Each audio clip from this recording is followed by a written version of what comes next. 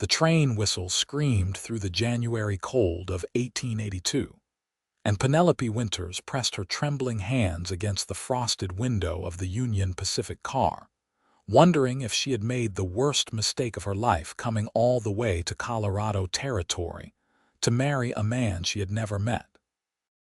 Her whole body shook as the locomotive slowed its approach into Ordway, a speck of civilization in the vast emptiness of Crowley County. The shaking had started 3 days ago when she boarded in Philadelphia, and it had not stopped since. At first, she blamed the motion of the train, then the cold, then her empty stomach, but Penelope knew the truth. She was terrified. The advertisement had seemed like divine providence when she found it tucked in the Philadelphia Inquirer 6 weeks earlier. Respectable rancher in Colorado Territory seeks educated woman for matrimony. Must be of good moral character and willing to embrace frontier life. She had written immediately, her hand steady then, full of hope and desperation in equal measure. At 23, she had already buried both parents to typhoid and watched her family's modest savings disappear to pay for their medical care and funeral expenses. The boarding house where she worked serving meals to railroad men and merchants was no place for dreams, only survival. Thomas Crawley had written back with surprising eloquence, describing his ranch and his need for a proper wife to help build a life in the growing West.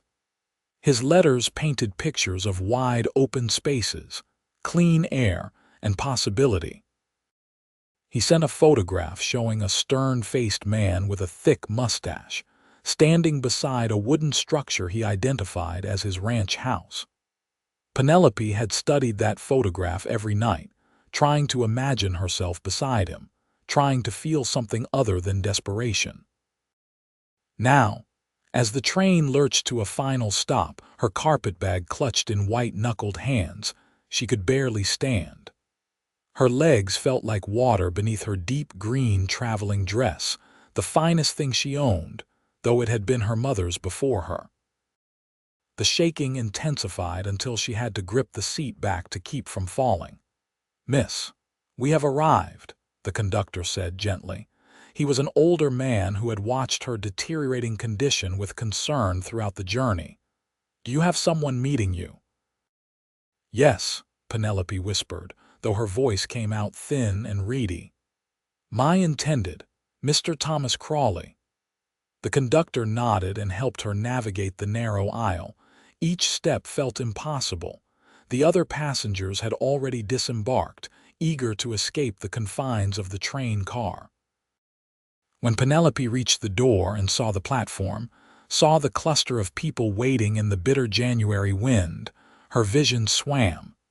The cold hit her like a physical blow when she stepped down. Philadelphia had been cold, but this was different. This was a cold that seemed to reach inside and grip her bones. Her thin coat, adequate for city winters, was pathetically insufficient here. The wind cut through the fabric as if it were paper. "Miss Winters," a voice called from somewhere in the crowd. "Miss Penelope Winters from Philadelphia." She turned toward the voice, still shaking so violently that her teeth chattered. A man pushed through the small gathering, but it was not the man from the photograph. This man was shorter, rounder, with watery eyes and whiskey on his breath even at this early hour. "I am Thomas Crawley," he said, and Penelope's heart sank. The photograph had been a lie or perhaps belonged to someone else entirely. "You are prettier than I expected. That is good, very good." He reached for her arm and Penelope flinched. Something in his touch and his eyes sent a warning through her that cut through even her fear and cold. This was wrong. Everything about this was wrong. "I have a wagon waiting," Thomas said, his grip tightening on her elbow. "We will go to the preacher immediately." "I have waited long enough for a wife." "I would like to rest first," Penelope managed, trying to pull away. "The journey was very long." "You can rest after we are married. I will not have you changing your mind or causing trouble. You came here to be my wife, and that is what will happen." Other people on the platform were starting to notice the exchange. Penelope saw a few women whispering behind gloved hands, saw men looking away uncomfortably. No one intervened. "Please," Penelope said, hating how weak her voice sounded. "I need a moment to collect myself." Thomas's face darkened. "I paid for your passage. I have been waiting for weeks. You will do as I say, or I will make sure everyone in this territory knows you for a fraud and a tease. You will not find work or shelter anywhere." Penelope's shaking became so severe that she dropped her carpetbag. It hit the wooden platform with a thud, and her few possessions spilled out across the weathered boards. A hairbrush, a tintype of her parents, 2 books, some carefully folded undergarments that made Thomas's eyes gleam with an expression that made her stomach turn. She dropped to her knees to gather her things, and that was when she heard another voice, this one deeper, calmer, with an authority that made Thomas release her arm. "There is a problem here. Tom." Penelope looked up from her scattered belongings to see a man standing a few feet away. He was tall, well over 6 feet, with broad shoulders beneath a heavy sheepskin coat. His hat was pulled low against the wind, but she could see dark eyes studying the scene with careful attention. Something about the way he stood, relaxed but ready, suggested he was someone accustomed to handling trouble. "No problem, Zane, just collecting my bride," Thomas said, his voice taking on a defensive tone. "This does not concern you." The tall man, Zane, did not move. "Seems to concern me if it is happening on a public platform. The lady looks distressed." "The lady is my intended wife, and she is just tired from travel. We are going to be married this afternoon." Zane's eyes shifted to Penelope, who was still kneeling among her possessions, shaking so hard she could barely gather them. "Madam, is that what you want?" Penelope opened her mouth, but no sound came out. She was trapped. Thomas was right that she had no money, nowhere to go. But the thought of marrying him, of being alone with him in some remote ranch house, filled her with a terror so profound that black spots danced across her vision. "She is overcome with joy," Thomas said quickly. "Women are emotional creatures. Now, if you will excuse us, Zane Armstrong, we have business to attend to." Zane Armstrong. The name rang familiar somehow, though Penelope could not place it. She watched as Zane took a step closer, his gaze never leaving her face. "Madam, I am going to ask you one more time, and I need you to answer honest. Do you want to go with this man right now?" Something in his voice steadied her enough to speak. "No," she whispered. Then louder, "No." Thomas cursed and reached for her again, but Zane moved with surprising speed for such a large man. He did not touch Thomas, but he positioned himself between them, creating a barrier with his body. "You heard the lady. She needs some time. This is none of your business, Armstrong. You may be the big man around here with your ranch and your reputation, but this is between me and my bride. She says she is not ready to be your bride just yet.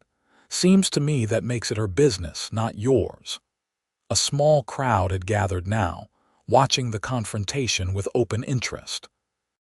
Penelope recognized this for what it was: entertainment in a small town where little happened to break the monotony.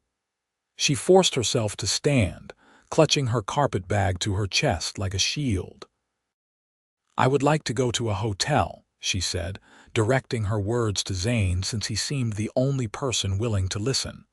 "I need to rest and think." "There is no hotel in Ordway," Thomas said triumphantly. "The nearest one is in Pueblo, 30 miles north. You have nowhere to go except with me." Penelope swayed on her feet. The shaking was getting worse, and she could feel the edges of her consciousness starting to blur. She had not eaten since yesterday morning, had barely slept on the train, and the fear and cold were overwhelming her completely. "There is a boarding house," a woman's voice called from the crowd, Penelope turned to see a plump woman in her 50s stepping forward. Mrs. Henderson runs a respectable place. She takes in railroad workers mostly, but she might have a room. Perfect, Zane said. I will take the lady there myself. You have no right, Thomas began, his face reddening with anger. I have every right to help someone in need. You have a problem with that, Tom. You can take it up with Sheriff Morrison. I am sure he would be interested to hear about how you used someone else's photograph in your advertisement for a bride. That is fraud, near as I can tell. Thomas's face went from red to pale. How did you know about that? I make it my business to know things. Now, I suggest you go on home and think real hard about how you conduct yourself. The lady will be at Mrs. Henderson's if she decides she wants to talk to you proper, in public, with witnesses. For a moment, Penelope thought Thomas might try to physically fight Zane, but something in the taller man's stance must have discouraged him. Thomas spat on the platform, shot Penelope a look of pure hatred, and stalked away toward a battered wagon. The moment he was gone, Penelope's legs gave out entirely. Zane caught her before she hit the platform, and she found herself held against the warmth of his sheepskin coat. The shaking continued, violent tremors that seemed to come from her very core. Easy now, Zane said quietly. You are safe. I have got you. I cannot stop shaking, Penelope managed through chattering teeth. I am sorry, I cannot control it. Zane did not respond with words. Instead, he shifted her weight and shrugged out of his heavy coat, wrapping it around her shoulders over her own thin garment. The coat was enormous on her, hanging past her knees, and it held the warmth of his body. It smelled like leather and horses and wood smoke, scents that were foreign but somehow comforting. Can you walk? He asked. I do not know. All right then.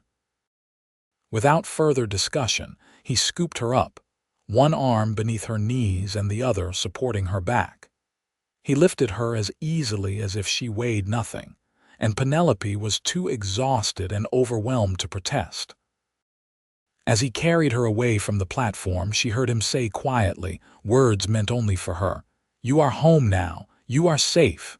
You are home." Those words, spoken with such certainty, such gentleness, broke something open inside her. Tears she had been holding back for days, weeks, months spilled down her cheeks.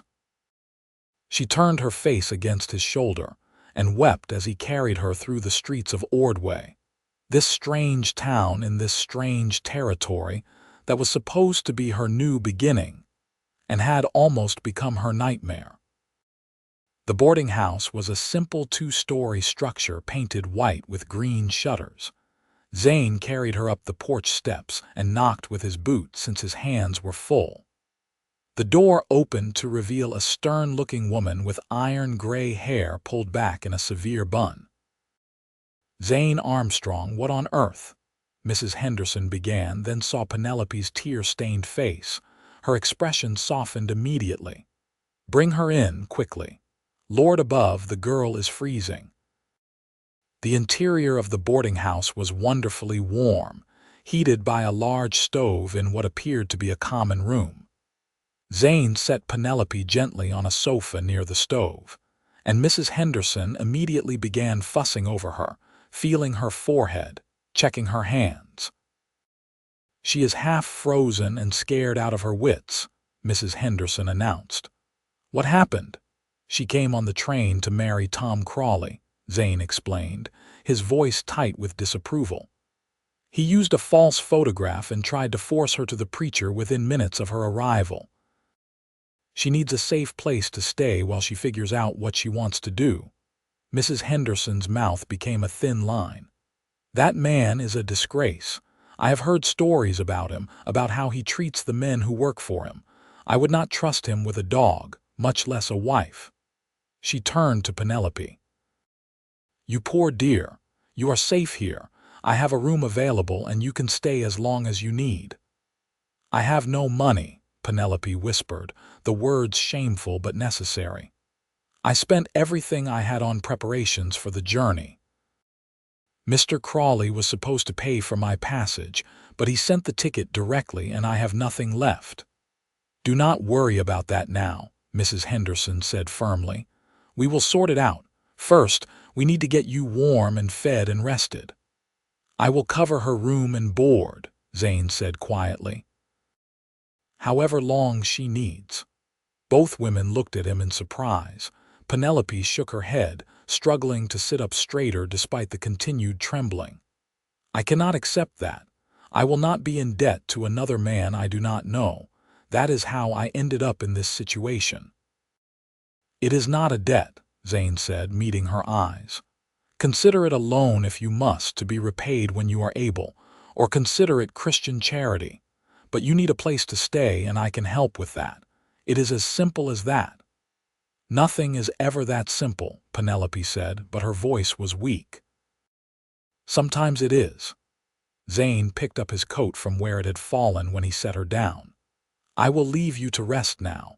Mrs. Henderson will take good care of you. If Tom Crawley or anyone else bothers you, you send word to the Armstrong ranch. Anyone in town can tell you where it is. Why are you helping me? Penelope asked. You do not know me. Zane paused at the door, his hat in his hands. Let us just say I do not like to see people taken advantage of, especially when they are far from home and have no one to stand with them. He nodded to Mrs. Henderson. Madam.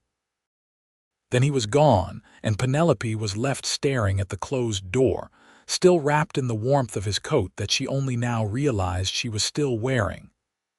That man, Mrs. Henderson said with a small smile, is one of the good ones. His father built the Armstrong ranch from nothing, and when he died 5 years ago, Zane took it over. He is only 28 but runs the biggest cattle operation in 3 counties. Fair to his workers, fair in his business dealings, and he does not tolerate cruelty or injustice. She patted Penelope's shoulder. You could have had much worse luck than having Zane Armstrong notice your trouble. Penelope wanted to respond, but a wave of exhaustion crashed over her. Mrs. Henderson seemed to sense it and helped her to her feet. Come on, dear. Let me show you to your room. You need sleep more than anything else right now. The room was small but clean, with a narrow bed covered in a handmade quilt, a washstand with a basin and pitcher, and a window that looked out onto the main street of Ordway. Mrs. Henderson helped Penelope out of her traveling dress and into a nightgown borrowed from her own wardrobe, then tucked her into bed like a child.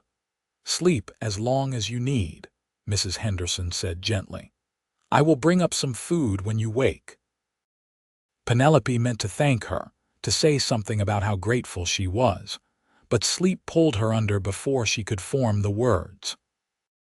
She dreamed of trains that never stopped, of frozen platforms stretching into infinity, of a man with dark eyes who wrapped her in warmth and whispered promises.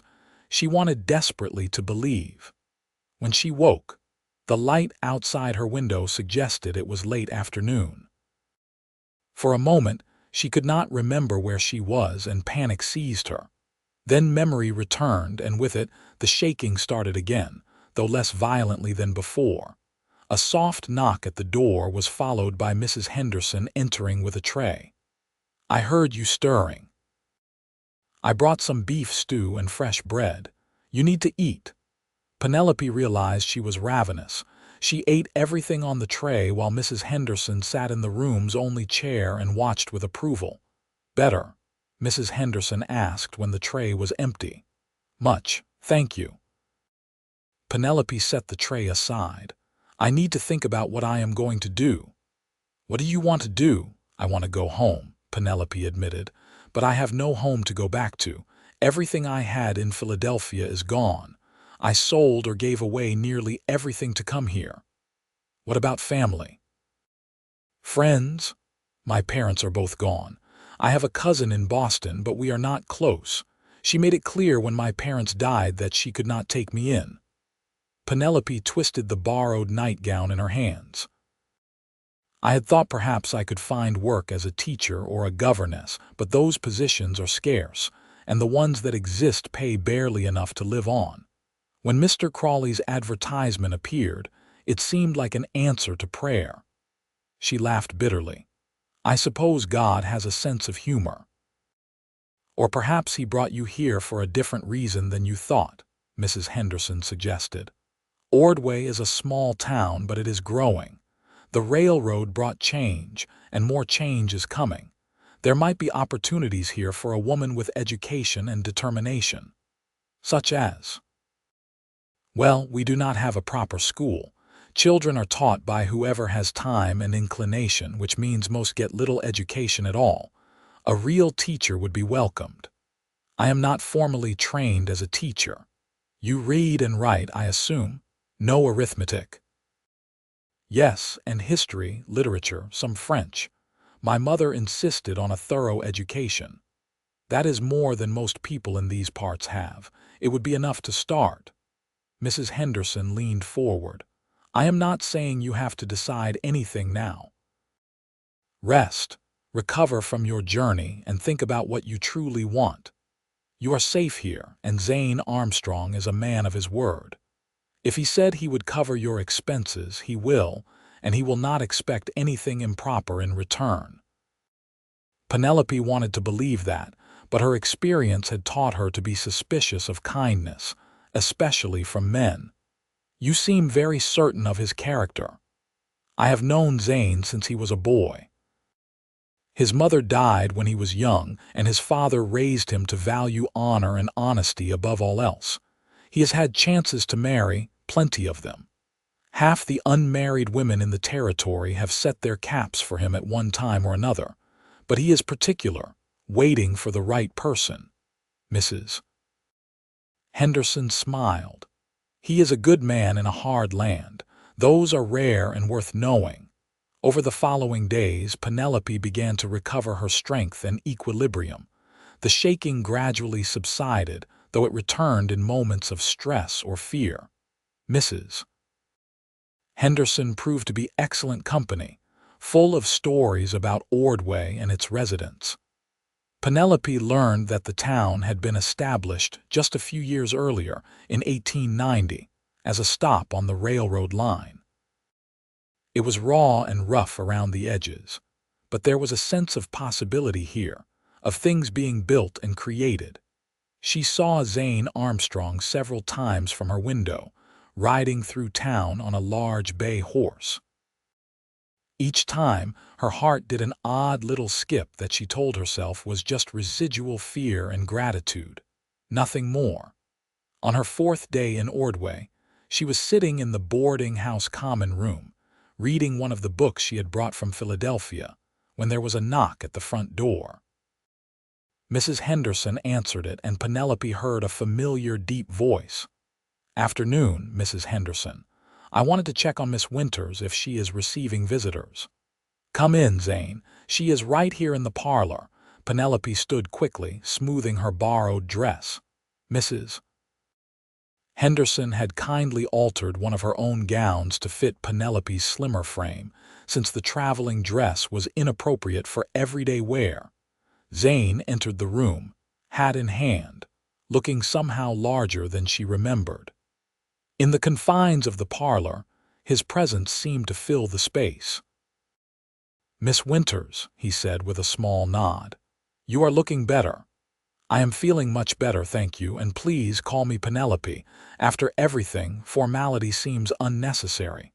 Only if you call me Zane. He shifted his weight, looking uncharacteristically uncertain. I wanted to make sure you had everything you needed, and to let you know that Tom Crawley has left town. He sold his ranch to a family moving in from Kansas and headed south. You will not be bothered by him again. Relief flooded through Penelope. Thank you for telling me. I had been worried about encountering him. No need to worry any more. Zane paused, then continued.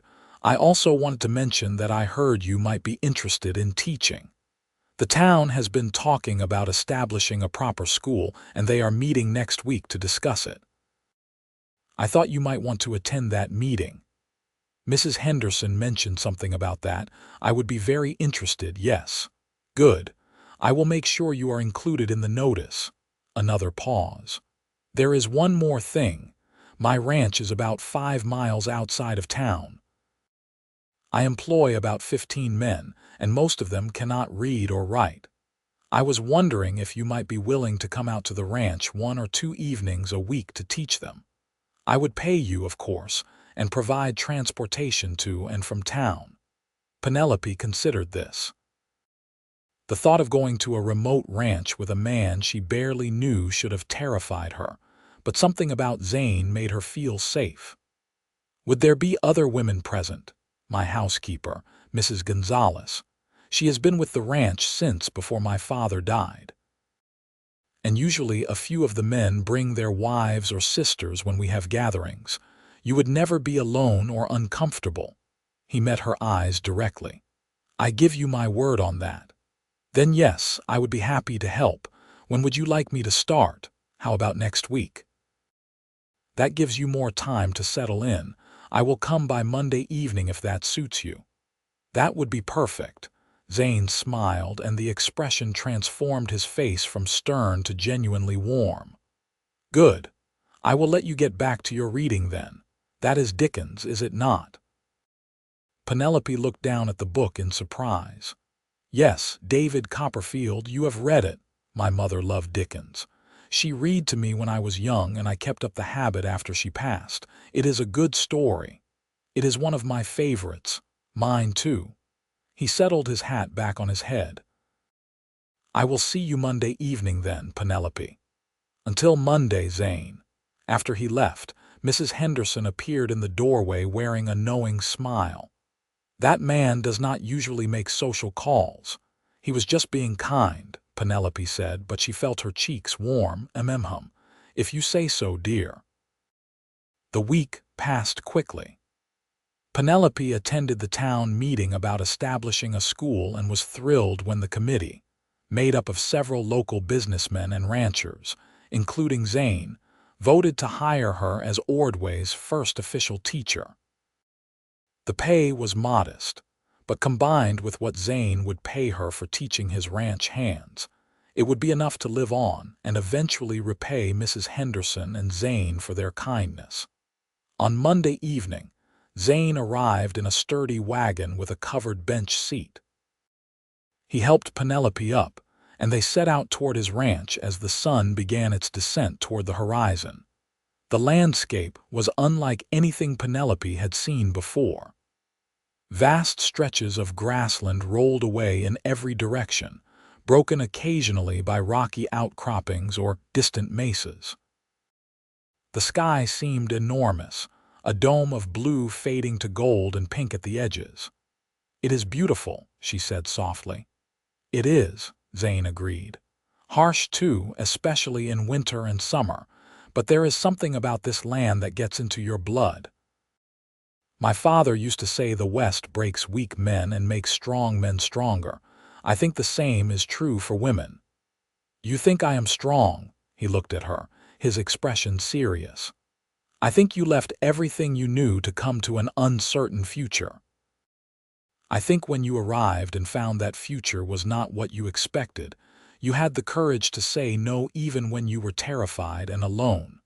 Yes, Penelope, I think you are very strong. No one had ever said anything like that to her before.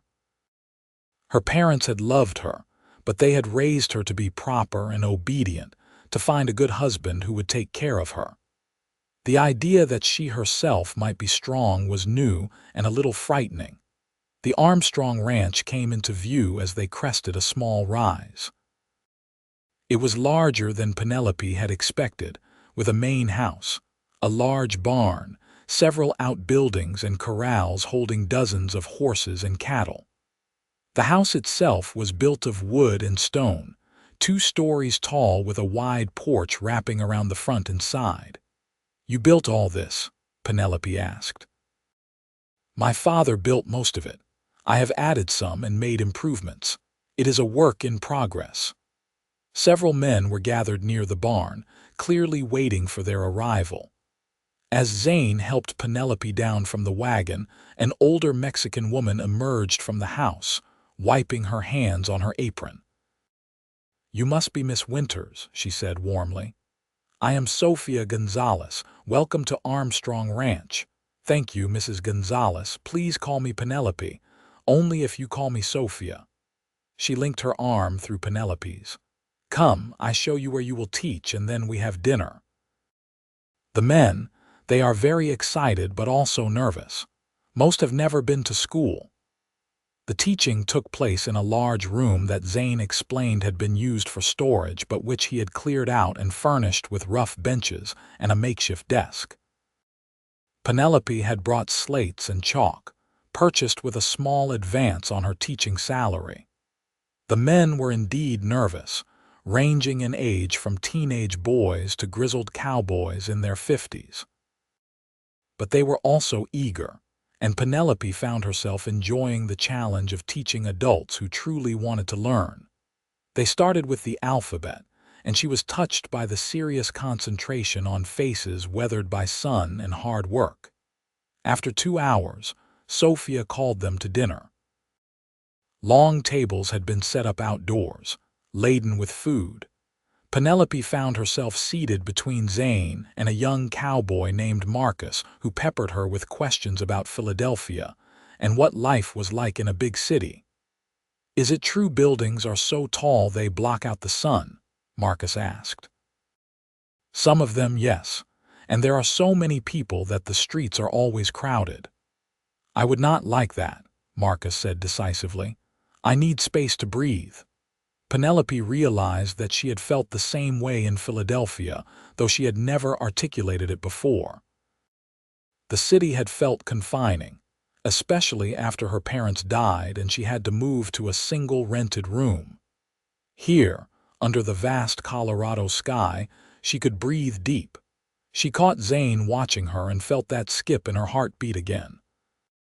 In the lamplight, his eyes were warm, and when he smiled at something one of the men said, she found herself smiling too. The ride back to town was quiet, both of them tired but content. When they reached Mrs. Henderson's boarding house, Zane helped Penelope down and walked her to the door. "Thank you," she said, "for this opportunity, for everything. You are the one doing me a favor. Those men need education, and you are giving them a chance they never thought they would have." He hesitated, then added, "I hope you will come back next week." "I will, I promise."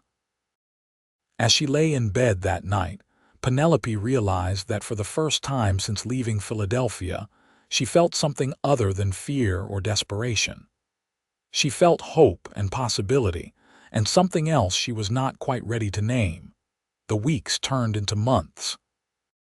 Penelope threw herself into teaching, both at the new school that opened in a converted store building and at the Armstrong Ranch.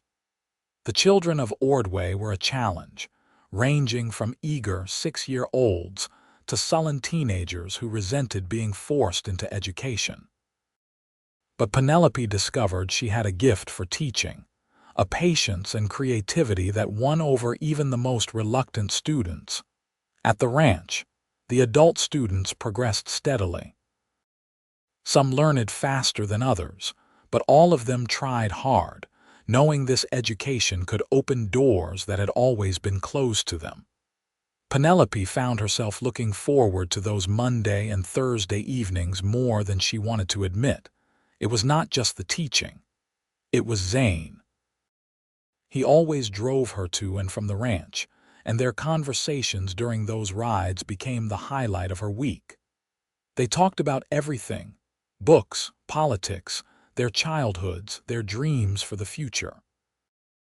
Zane told her about his mother, who had died of pneumonia when he was 10, and how his father had been both mother and father to him after that, teaching him to run a ranch but also to read and think and question. Penelope told him about growing up in Philadelphia, about her parents' slow decline from typhoid, about the loneliness of being the last of her family. She found herself sharing things she had never told anyone, truths about her fears and hopes that she had kept locked inside. I used to think I needed someone to take care of me," she admitted one evening in late spring as they drove back to town under a sky full of stars. "That is what I was taught. A woman needed a husband to be complete, to be safe. But now I am not so sure. I am taking care of myself and it feels good." "You are doing more than taking care of yourself," Zane said. "You are building something, making a difference. That school would not exist without you pushing for it. Those men at my ranch would not be reading and writing. I had help. You advocated for the school too, because you inspired me to. You made me see what was possible." He was quiet for a moment, then added, "You have changed this town, Penelope, changed it for the better." She looked at him in the dim light, at his strong profile and the gentle way he held the reins. Her heart, which had been so carefully guarded, was opening despite her best efforts to keep it closed. "Zane," she began, not sure what she wanted to say. "I know," he said quietly. "I feel it too." They did not speak more about it that night, but something had shifted between them. An acknowledgement, an understanding. Summer arrived with blazing heat that baked the prairie and turned the grass golden. The school term ended, and Penelope found herself with more free time than she had had in months. She spent some of it helping Mrs. Henderson with the boarding house, which had become her home in truth. She had long since repaid her debt, but she had stayed on, renting her room and helping with cooking and cleaning. One Saturday in July, Zane appeared at the boarding house with an unusual request. "There is a dance tonight at the community hall," he said, standing in the parlor with his hat in his hands. "I was hoping you might accompany me." Penelope's heart leaped, but she tried to keep her voice steady. "I would like that very much." The dance was a lively affair, with half the town crowded into the hall that usually served as a meeting place and church. A fiddler, a guitarist, and a man with a harmonica provided music, and the dancing was energetic if not always graceful. Zane proved to be a surprisingly good dancer, guiding Penelope through reels and waltzes with easy confidence. She laughed more that evening than she had in years, breathless and happy as the music swirled around them. During a slower waltz, Zane pulled her closer and Penelope allowed it, resting her head briefly against his shoulder. She felt safe here, cherished in a way she had never experienced before.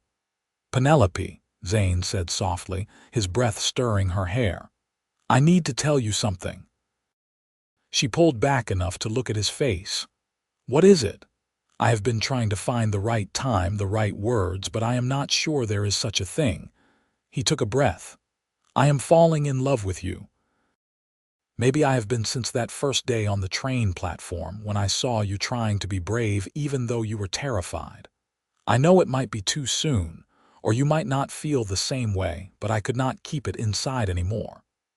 Penelope's eyes filled with tears, but they were tears of joy. "It is not too soon, and I do feel the same way. I think I have for weeks now, but I was afraid to admit it, afraid it was not real or that you could not possibly feel the same about me." "Why would you think that?" "Because you are Zane Armstrong. You own the biggest ranch in 3 counties. You could have anyone." "I do not want anyone, I want you.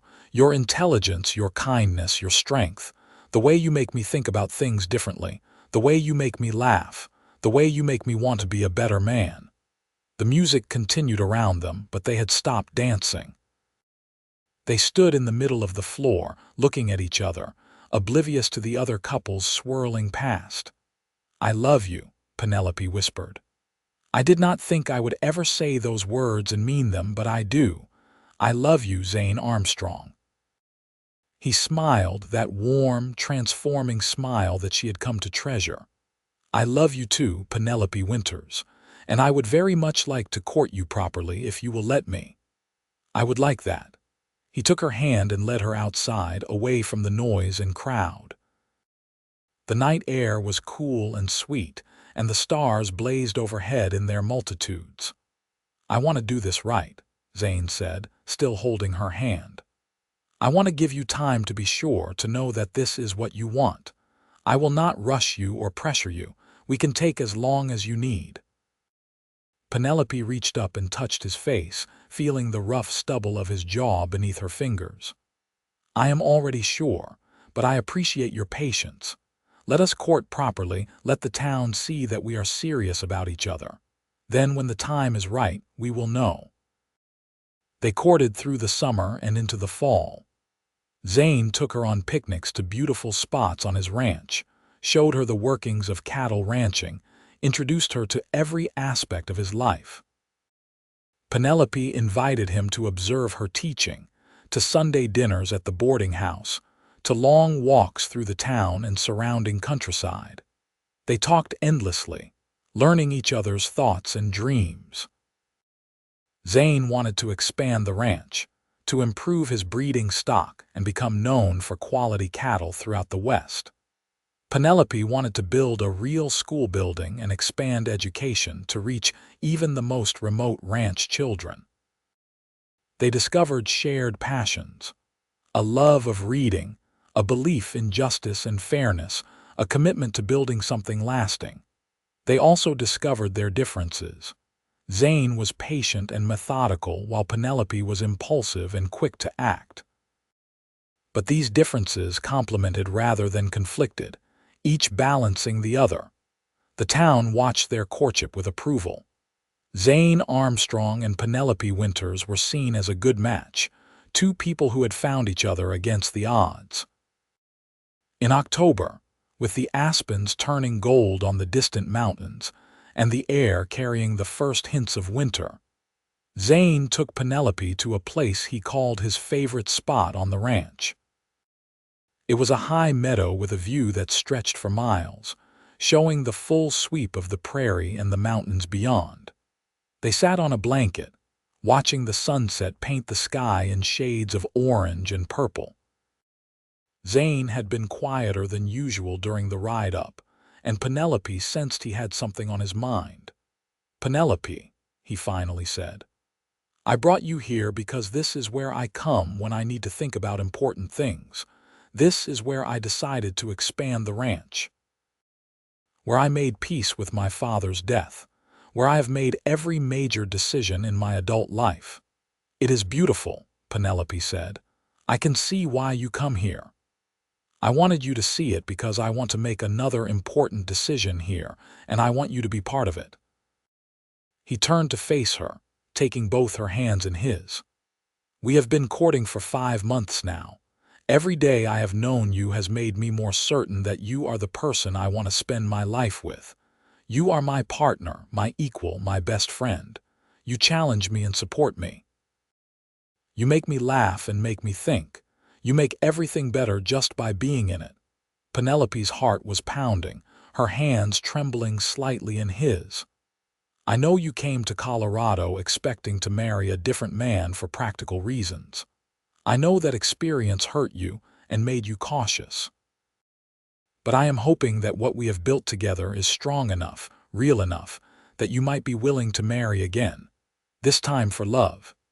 He released one of her hands to reach into his pocket, pulling out a small box. Inside was a ring, simple but beautiful, with a small diamond set in gold. "This was my mother's ring. My father gave it to her when they married, and she wore it every day until she died. I would be honored if you would wear it now. Penelope Winters, will you marry me?" Tears streamed down Penelope's face, but she was smiling. "Yes. Yes, Zane, I will marry you. I would be honored to wear your mother's ring and to be your wife." He slipped the ring onto her finger, and it fit perfectly, as if it had been made for her. Then he pulled her into his arms and kissed her for the first time, gentle and sweet and full of promise. When they finally pulled apart, Penelope was laughing and crying at the same time.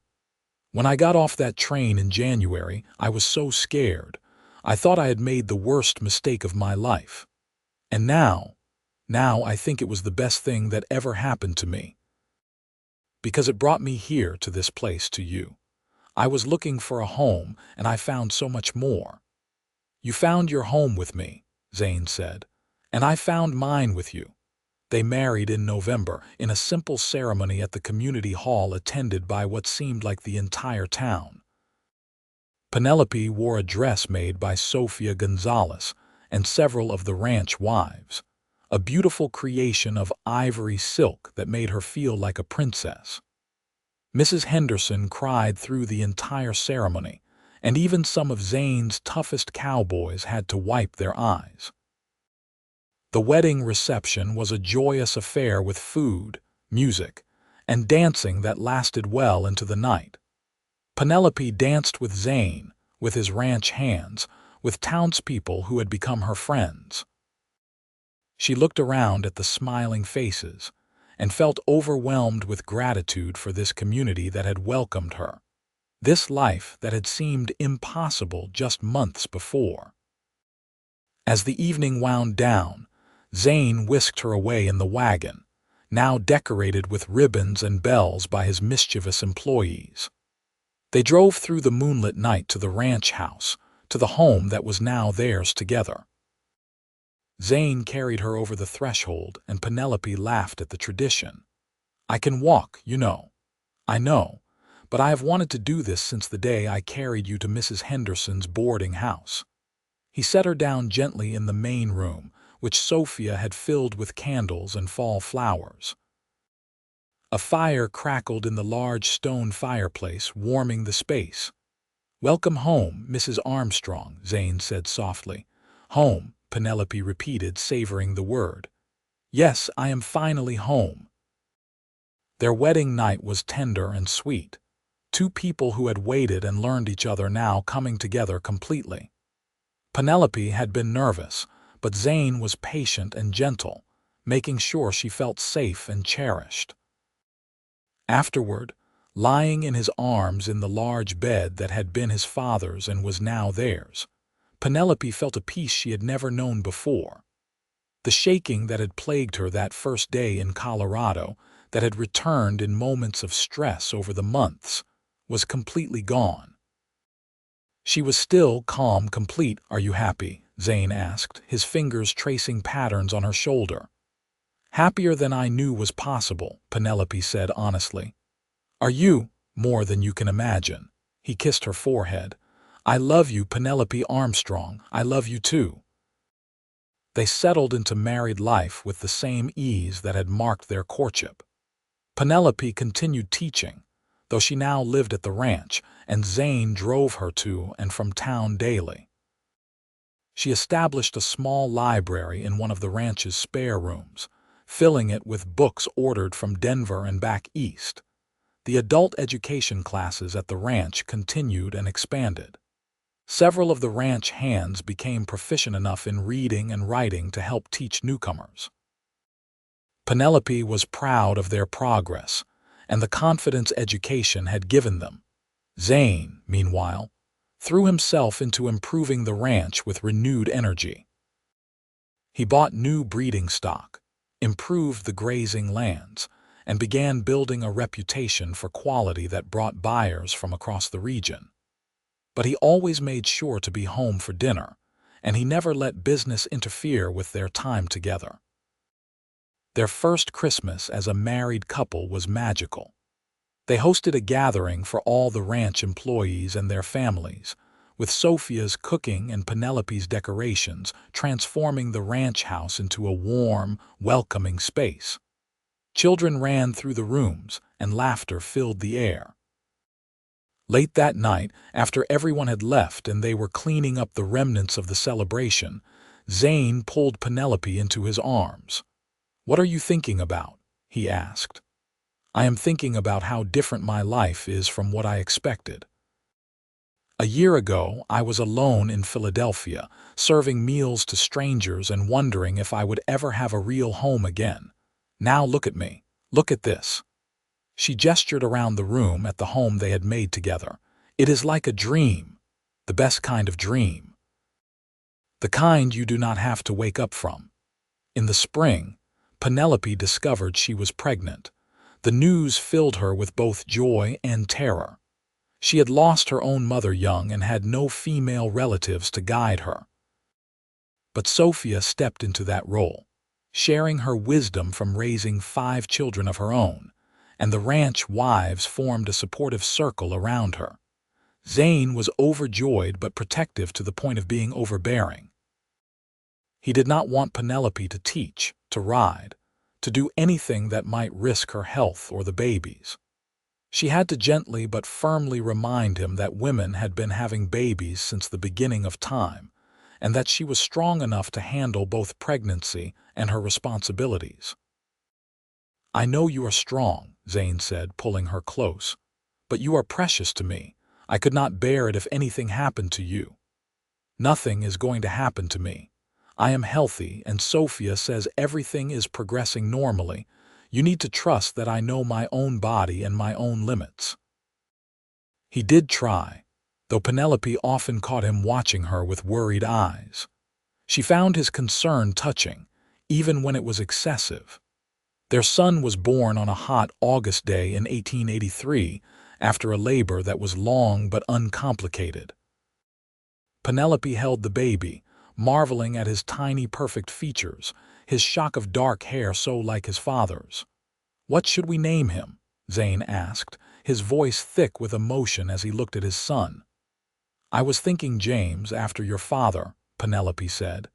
"He built this ranch, this legacy. It seems right to honor him.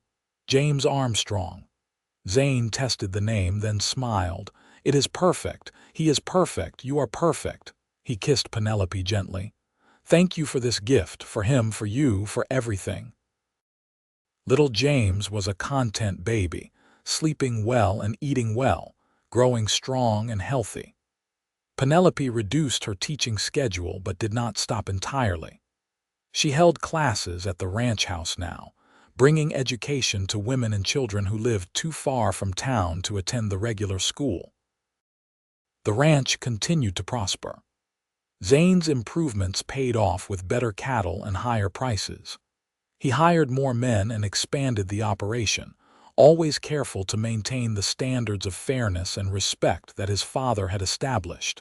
When James was 2, Penelope became pregnant again. This time, Zane was less anxious, trusting in her strength and in the natural process of birth. Their daughter, Mary, was born in the spring of 1886, a tiny girl with her mother's delicate features and her father's dark eyes. "We have a son and a daughter," Zane said, holding Mary while James climbed onto the bed to see his new sister. "Our family is complete." "Is it?" Penelope asked with a smile. "I rather like babies. I think we could manage 1 or 2 more." "Whatever you want, my love. However many children you want to have, I will be here to support you." They had 2 more children, another son, Thomas, born in 1888, and a daughter, Elizabeth, born in 1890. The ranch house rang with the sounds of childhood, with laughter and arguments and the chaos of a large, loving family. Penelope balanced motherhood with her continued work in education. She wrote textbooks specifically designed for frontier schools, drawing on her years of experience teaching in Ordway. These books were published and distributed throughout the West, bringing her recognition and a sense of accomplishment beyond her own classroom. Zane expanded the ranch to become one of the largest in Colorado, but he never lost sight of what was truly important. He was present for his children, teaching them to ride and work alongside him, reading to them at night, attending their school events. On their 10th wedding anniversary, Zane took Penelope back to the high meadow where he had proposed. The children were being watched by Sophia, giving them a rare day alone together. They sat on a blanket, much as they had a decade earlier, watching the play of light across the prairie. "You remember what I said when I proposed?" Zane asked. "Every word. You said I was your partner, your equal, your best friend. That is still true, even more true now after everything we have built together." He took her hand, his thumb running over the wedding band that sat alongside his mother's engagement ring. "Sometimes I still cannot believe you said yes." That you chose me, chose this life. I chose love, Penelope said. I chose a man who saw me not as something to be possessed, but as someone to be partnered with. I chose a life that is hard sometimes, but never hollow. I chose a home, a real home, for the first time since my parents died. I remember that first day when I wrapped you in my coat and told you that you were home. I do not know what made me say it. You were a stranger and I had no business making such a promise. But you kept it, Penelope said. You made it true. You gave me a home, not just a place but a feeling. A sense of belonging and safety and love that I had been searching for without even knowing it. Zane pulled her into his arms, and they sat together watching the sunset. Two people who had found each other against all odds and built something beautiful from that chance meeting. The years continued to pass, bringing changes and challenges, but also joy and growth. The children grew up strong and healthy. James showed an aptitude for ranching and worked alongside his father from a young age. Mary inherited her mother's love of learning and became a teacher herself. Thomas was the adventurer, always pushing boundaries and exploring new possibilities. Elizabeth was the peacemaker, the one who held the family together with her gentle wisdom. Ordway grew from a rough frontier town into a proper community with churches, schools, and businesses. Penelope's school expanded into a real building with multiple teachers. The library she had started at the ranch became a town library, open to all. The ranch continued to thrive under Zane's careful management. He brought in new innovations, adapting to changing times while maintaining the core values his father had instilled. Through it all, Penelope and Zane remained partners in the truest sense. They made decisions together, supported each other's dreams, and weathered difficulties as a team. Their love, which had begun with a terrified woman shaking on a train platform and a cowboy who chose kindness, deepened and matured into something unshakable. On their 25th wedding anniversary, their children organized a celebration at the ranch. Friends and neighbors came from miles around to honor the couple who had become pillars of the community. As Penelope looked around at the crowd, at her grown children and their own families beginning to form, at the home she and Zane had built together, she felt overwhelmed with gratitude. Sophia, now elderly but still sharp as ever, came to stand beside her. "You have done well, Mija. This life you have made, it is beautiful. I could not have done it without Zane, without you, without all the people who helped me when I was lost and scared. You were never truly lost. You were just looking for the right path. And when you found it, you walked it with courage and grace." That night, after the guests had left and the children had gone to their own homes, Penelope and Zane sat on the porch of the ranch house, watching the stars emerge in the darkening sky. 25 years, Penelope mused. It feels like yesterday and a lifetime ago all at once. I know what you mean. Sometimes I still see that scared young woman on the train platform, shaking so hard she could barely stand. I am not that woman anymore. No, you are not. You are stronger, braver, more amazing than I could have imagined. But you are still the same person I fell in love with. The same kind heart, the same brilliant mind, the same determination to make the world better. Penelope leaned her head on his shoulder. Do you ever wonder what would have happened if you had not been at the station that day? If you had not intervened with Tom Crawley? I try not to think about it. The idea of you married to that man, or hurt, or having to go back east with nothing. He shuddered. I cannot bear it. But it did not happen. You were there. You helped me. You gave me a chance to find myself, to build a life on my own terms. Even before we fell in love, you gave me that gift. And you gave me the gift of showing me what love could be. I had resigned myself to running the ranch alone, to a life of work and duty without real companionship. Then you came into my life and changed everything. They sat in comfortable silence, holding hands as they had done countless times over the years. The night was peaceful, filled with the sounds of crickets and the distant lowing of cattle. "I love you, Zane Armstrong," Penelope said softly, "more now than ever." "I love you too, Penelope Armstrong, my wife, my partner, my home."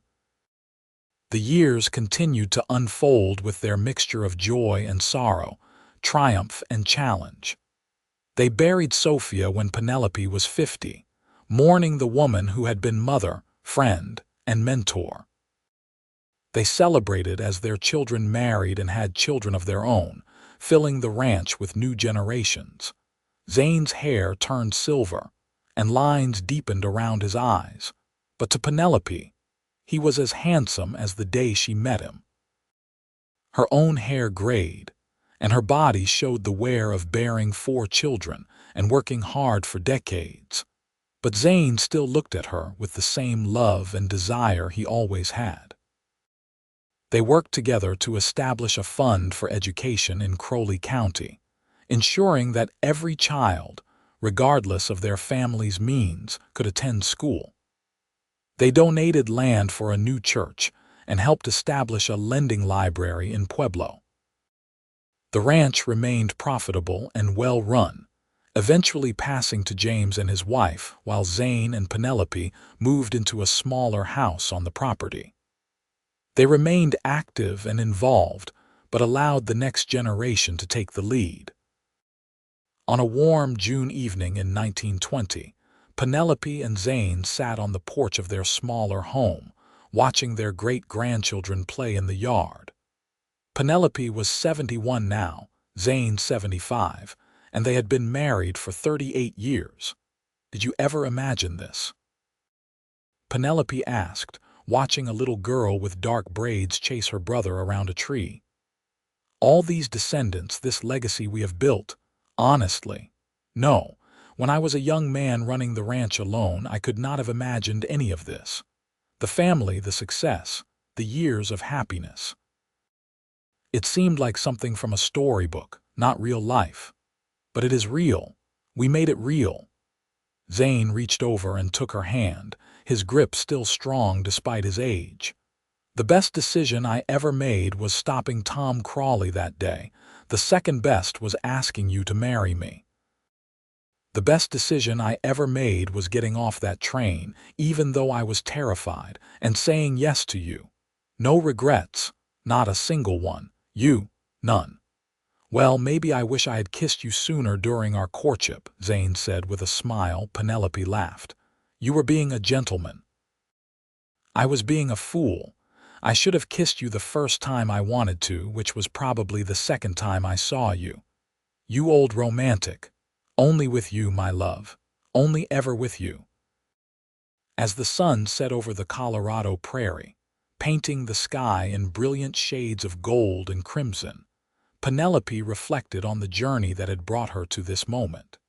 She had left Philadelphia as a desperate, frightened young woman with nowhere to turn. She had arrived in Ordway expecting one future and found herself facing disaster instead. But from that disaster had come everything good in her life. A home, a family, a purpose, a love that had sustained her through nearly 4 decades. The shaking that had consumed her that first day had long since faded, replaced by a steady strength that came from knowing who she was and where she belonged. She belonged here, with Zane, with their family, with this land that had seemed so harsh and foreign at first, but had become as much a part of her as her own heartbeat. "What are you thinking about?" Zane asked, as he had asked countless times over the years. "I am thinking about the day I arrived, how I could not stop shaking because I was so scared, how you wrapped me in your coat and told me I was home. I remember, you were so brave, even though you were terrified. I did not feel brave, but you made me feel safe. And you have been making me feel safe ever since. You made me feel whole, like all the parts of my life that were scattered and incomplete suddenly fit together perfectly." They sat together as the stars emerged, as they had done thousands of times before. Around them, the ranch settled into nighttime rhythms. Grandchildren were called inside for bed. Lights flickered on in windows. The land that Zane's father had claimed and Zane had expanded, and their children now stewarded, breathed, and lived. Penelope felt Zane's hand in hers, warm and familiar, and knew that whatever time they had left, whether years or decades, they would face it together. They would continue to support each other, to love each other, to be each other's home. She closed her eyes and remembered that younger version of herself, stepping off the train into the unknown. If she could go back and speak to that frightened young woman, she would tell her not to be afraid. She would tell her that the shaking would stop, that the fear would fade, that she was about to meet the love of her life and build something more beautiful than she could imagine. She would tell her that she was not making a mistake. She was finding her way home. "I love you," she whispered to Zane. "I love you too," he whispered back. "Always and forever." And under the vast Colorado sky, surrounded by the evidence of their life together, Penelope knew that she had found everything she had been searching for. Not in the man she had come to marry, but in the man who had wrapped her in warmth and whispered that she was home. She was home. She had been home for 38 years, from the moment Zane Armstrong had shown her kindness when she needed it most. And she would be home for whatever time remained, held safe in a love that had transformed both their lives. The story that had begun with fear and uncertainty had become a story of love and family and legacy. It was a story she would tell her great-grandchildren, a story of how sometimes the worst moments of our lives lead us to the best. How sometimes we have to be lost before we can be found. How sometimes we have to be broken before we can be made whole. It was a love story, simple and true, played out against the backdrop of the American West during a time of change and possibility. It was the story of a mail-order bride who could not stop shaking and a cowboy who offered her his coat and his heart and built a life with her that exceeded both their dreams. And as Penelope and Zane sat together in the twilight of their years, still holding hands, still in love, they knew their story would continue through their children and grandchildren and great-grandchildren. The ranch would endure, the love would endure, and the lesson they had learned together, that home is not a place but a person, would echo through generations. The train that had brought Penelope to Ordway so many years ago still ran through town, bringing new people and new possibilities. But for Penelope, all the journeys had ended the day Zane wrapped her in his coat and told her she was home. Everything since then had simply been the unfolding of that truth, the living out of a promise made in a moment of kindness and kept through a lifetime of love. As the stars wheeled overhead and the night deepened around them, Penelope rested her head on Zane's shoulder and smiled. She had found her home, her love, her life. And it had been worth every moment of fear and uncertainty that had brought her here. She was home. She would always be home. And that was the greatest gift of all.